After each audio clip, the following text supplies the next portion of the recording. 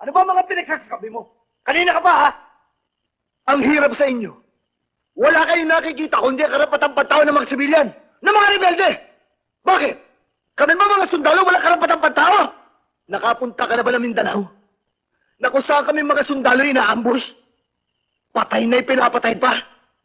Pinagpuputol-putol at sinusulig ang katawan. Nakakita ka na rin ba ng sundalo na tinuhog ng kawayan at ginawang para lechong baboy? Bullshit! Bullshit ka rin!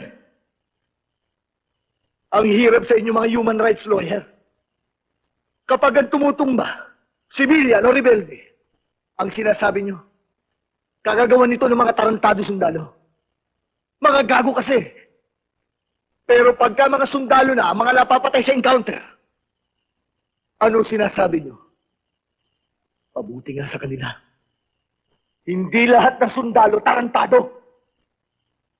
Alam mo ba kung ano ginagawa ng mga rebelde sa mga sundalong bihag nila sa bundok? Ginagawa nila itong parang manok. Pinipitpit nila ang ulo hanggang sa mapipito.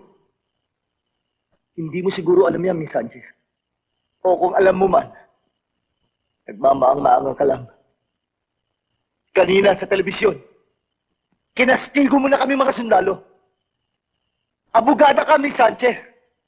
Huwag mo sabihin, hindi mo alam na binabiolate mo na aming karapatan para magbigay muna na aming panig. Hinusgahan mo na kami!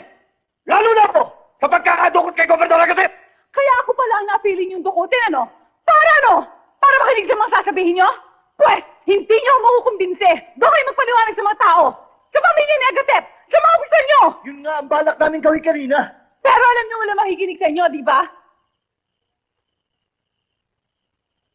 Yung tumawag kanina sa telepono, awak din ang pamilya ko. Papatayin nila ang aking asawa at anak. Kapag nagsalita ako.